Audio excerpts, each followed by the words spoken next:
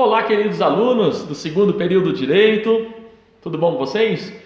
Este é o nosso segundo encontro que estamos falando a respeito de direitos fundamentais. Hoje vamos dar início ao nosso estudo falando das gerações dos direitos fundamentais. Como eu já havia falado para vocês, uma das características é a historicidade.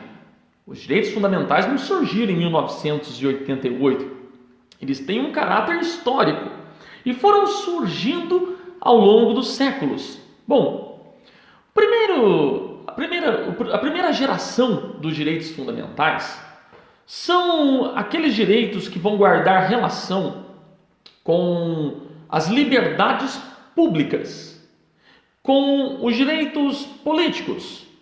Ou seja, a primeira geração de direitos, elas são gerações de direitos civis, de direitos políticos, que vão traduzir o valor de liberdade. Portanto, se você fala assim, professor, resume para mim, por favor, os direitos de primeira geração. Liberdade. Liberdade no sentido geral, tá? Isso decorre exatamente do processo histórico das revoluções americana e francesa, em que o Estado, a ele foi determinado ao Estado a sua abstenção. As revoluções foram exatamente contrárias ao absolutismo, lembra? Isso veio como uma sequência do iluminismo, que pregava o afastamento do Estado, e isso interessava a burguesia, porque se pregava a liberdade, o Estado não intervindo, a não intervenção estatal. Então, a liberdade é o grande exemplo dos direitos de primeira geração. Mas, meus amigos, cuidado. Cuidado, porque não é só liberdade.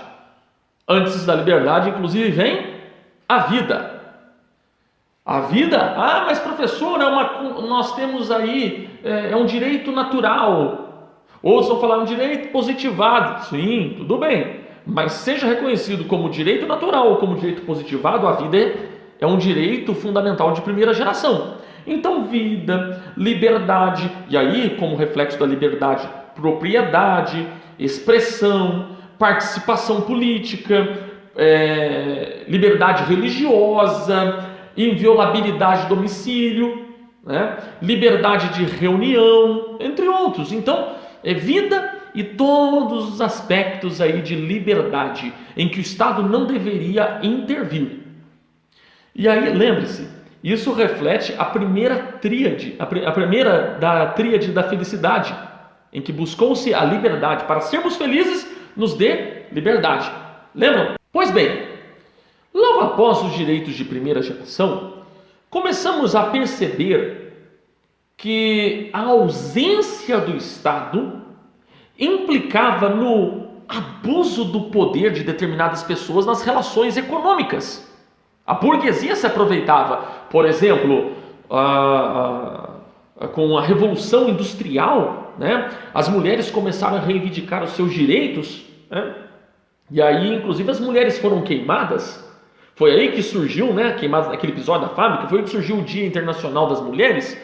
Exatamente nesses momentos que se verificou, peraí, tem liberdade demais. E nós empregados, não estamos em pé de igualdade com os empregadores. Essa foi uma dos raciocínios. Então, eles falaram assim, tudo bem que quando se tem liberdade, se tem felicidade, mas não é só liberdade, nós precisamos de igualdade para ser felizes. Lembra da segunda parte da tríade da busca da felicidade? Exatamente isso guarda relação com os direitos da segunda geração. Os direitos sociais, os direitos culturais, os direitos econômicos são os exemplos da busca da igualdade. Aqui o Estado ele vai ser conclamado a assumir um papel de responsabilidade no sentido de concretizar um ideal de vida digno na sociedade. Esses direitos de segunda geração, portanto, são os direitos de prestação, como o direito do trabalho, o direito de seguridade, de segurança, de lazer, de moradia. E o interessante é que para a concretização desses direitos de segunda geração, é necessário que o Estado ele invista financeiramente falando, ele tem que investir monetariamente, ele tem um papel pecuniário nesse processo, porque para garantir lazer, segurança, moradia, seguridade, né, inclusive a equiparação no sentido de igualdade entre empregado e empregador, é necessário uma prestação jurisdicional, ou seja, é necessário para esse ideal de vida digno que o Estado ele não somente intervenha, né, não somente diga o direito, mas como também ele deve investir para a concretização dos direitos da segunda geração. Tá certo? Um pouco tempo depois, veio a Segunda Guerra Mundial, depois da Revolução Industrial. E aí nós tivemos efeitos devastadores, fomes, países destruídos, pessoas sofrendo pelos conflitos armados entre os países, mortes.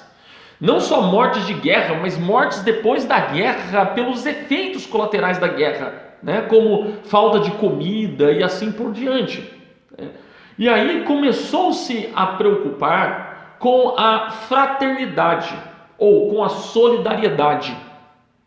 E isso é a terceira parte da tríade da busca da felicidade. Lembra? Liberdade, igualdade e fraternidade ou solidariedade. E isso implicou então os direitos de terceira geração. Assim, os direitos da terceira geração já são os direitos que têm uma natureza difusa, né? Ou seja, o que é isso? São direitos que vão ter como destinatário pessoas que nós não conseguimos identificar. Por isso que é difuso, não dá para identificar quem são os destinatários. São indivíduos indeterminados. E por isso, esses direitos são direitos que guardam relação com o desenvolvimento, com o progresso, com o meio ambiente, com a autodeterminação dos povos, com o direito de propriedade sobre o patrimônio comum da humanidade, o direito de comunicação, né? Então isso é um reflexo logo após da Segunda Guerra de busca de fraternidade e solidariedade. Então assim, direitos de terceira geração são direitos cuja titularidade é uma titularidade difusa. Essa é a palavra, ou coletiva. Uma vez que esses direitos eles não são concebidos para proteger uma pessoa específica, um homem isolado, né? Mas sim a proteção é a proteção de uma coletividade, é uma proteção de um grupo, às vezes é uma proteção de um país, entendendo?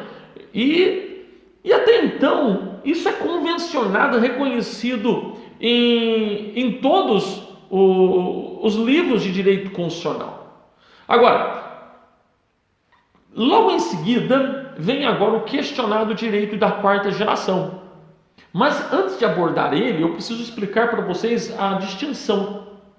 Porque uma coisa é direito difuso, né, ou coletivo, outra coisa é direito individual homogêneo.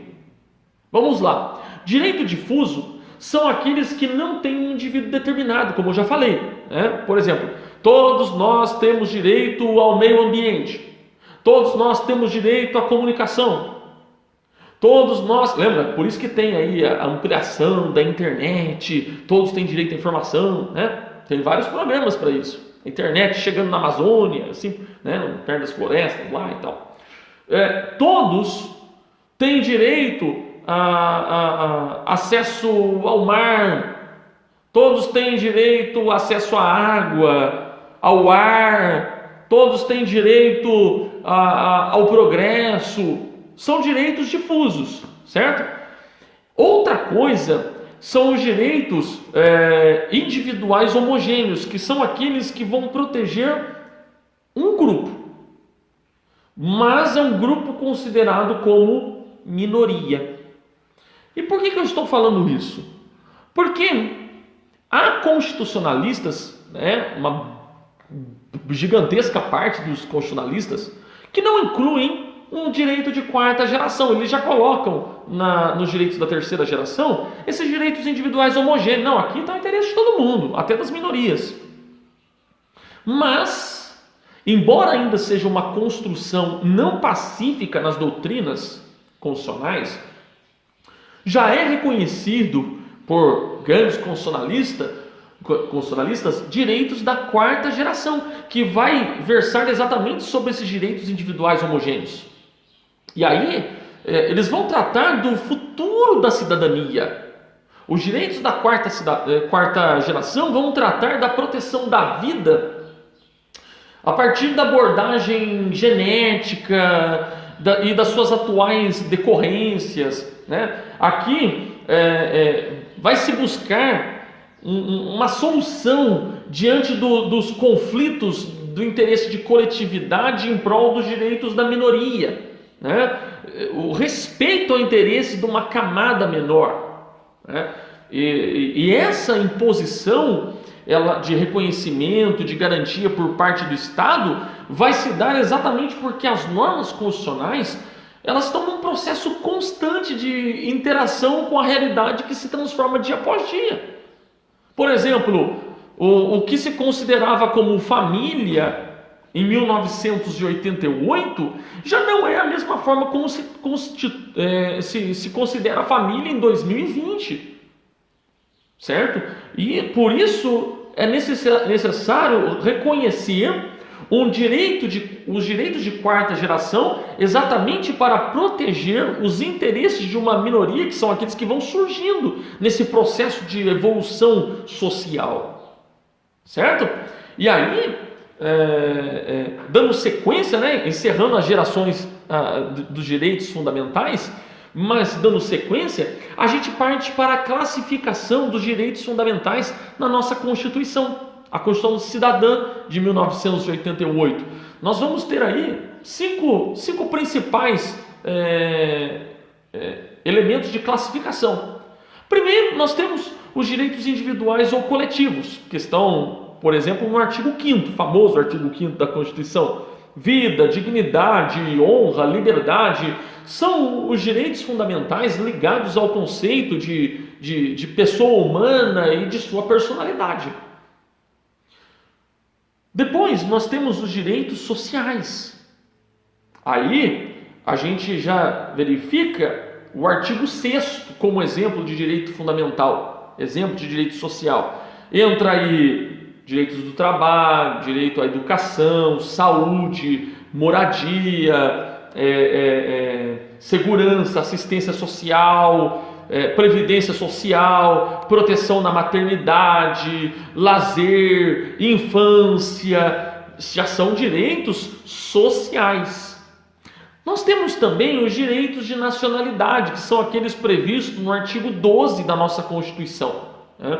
Exatamente no sentido de verificar quem é brasileiro nato, quem é brasileiro naturalizado, qual a sua capacidade de exigir uma proteção, uma prestação do Estado no sentido de proteger, e quais deveres como cidadão uma pessoa tem que cumprir, quais são os direitos que ela tem, né? Então, esse vínculo jurídico e político de uma pessoa com determinado Estado. Também tem os direitos políticos, que estão previstos no artigo 14 da Constituição Federal, que vão disciplinar os direitos políticos, um conjunto de regras referentes à atuação da soberania popular. E por fim, nós temos no artigo 17 os direitos relacionados com a existência, organização, participação em partidos políticos. Veja, meus amigos, que tudo isso que nós estamos falando guarda relação com os princípios fundamentais do Estado Democrático Brasileiro, que nós já estudamos.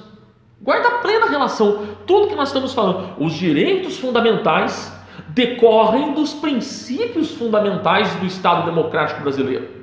Tá? Por isso, a finalidade dos direitos, das garantias individuais fundamentais se compreende, por exemplo, como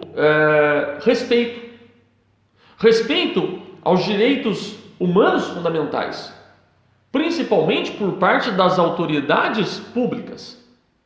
Esse respeito, ele é um pilar da nossa Constituição, né? É um pilar de qualquer Estado realmente democrático de direito. Então, esse respeito é princípio fundamental. Portanto, é a finalidade dos direitos e da garantia. Veja, o princípio está mostrando para nós o que nós temos que buscar, né? O critério orientador. Outra finalidade, falando de princípios, né? Porque quando se fala de finalidade dos direitos e garantias, não tem como não falar de princípio. É a dignidade da pessoa humana. A previsão desses direitos, a previsão dessas garantias, exatamente para adimplir o princípio mais sagrado que nós temos do nosso Estado democrático, que é o princípio da dignidade da pessoa humana. Como falar do respeito a uma pessoa, do direito de lazer, do direito de educação, do direito de saúde, do direito de trabalho, se essas coisas são feridas, né? Do direito à intimidade, se essas coisas são feridas, como que é respeitado a dignidade da pessoa humana? Certo? Então, a gente verifica aí que a dignidade da pessoa humana vai permear por toda a Constituição e com o máximo resplendor sobre a existência dos direitos e garantias fundamentais. E aí, a gente conclui isto. Conclui analisando que a constitucionalização dos direitos humanos fundamentais não vai significar uma simples enunciação formal dos princípios. Ou seja, não basta simplesmente expor os nossos princípios. Olha os princípios que estão na Constituição. Artigo 1º, artigo 2º, artigo 3º, artigo 4º, né? Que não é um rol taxativo, é um rol exemplificativo. Lembra-se disso? Então, não adianta a gente falar, olha, estão aqui os princípios, coisa linda. Mas se não tivermos uma plena positivação dos direitos, ou seja, colocar de forma positivada os direitos fundamentais é uma forma de constitucionalizar. É uma forma de constitucionalizar. Porque será seguido, será garantido assim, dessa forma, o direito das pessoas de invocarem do Poder Judiciário uma prestação jurisdicional, justamente para tutelar direitos e garantias que estejam sendo feridos. É um direito nosso, né? A proteção judicial, ela é absolutamente indispensável para que se torne efetivo, né, de forma efetiva a aplicação e o respeito aos direitos humanos fundamentais. É aí que entra, às vezes, alguns conflitos, né, dos direitos fundamentais e até de princípios, e aí chega até a Suprema Corte, porque a Suprema Corte vai verificar, às vezes, conflitos, inclusive constitucionais. E a solução vai ser filosofia constitucional, que vai estudar a Constituição, o movimento do constitucionalismo, que vai adotar as regras da hermenêutica jurídica. Tudo isso, meus amigos, olha como que nós vamos linkando as matérias até aqui estudadas. Então, vamos construir aqui uma frase. Vamos construir uma frase. Os direitos e garantias fundamentais são a plena positivação para adimplir aquilo que está enunciado nos princípios fundamentais do Estado democrático de direito. princípios definidos de acordo com o movimento do constitucionalismo e estabelecidos na Constituição pelo poder constituinte originário. E, havendo conflito entre os direitos fundamentais ou os princípios fundamentais, o Estado adotará o mecanismo da democracia para a solução de tais conflitos. Lembrando-se que a democracia engloba também a tutela dos direitos da minoria. Olha como eu linkei aqui tudo que nós estudamos desde o começo do nosso bimestre. Meus amigos, não tem como, a gente estuda tópico por tópico, mas não tem como separar. O Estado Democrático de Direito, ele é um organismo vivo. Ele é um organismo vivo. E não dá para a gente retirar. Como pensar no Estado Democrático de Direito sem os princípios fundamentais?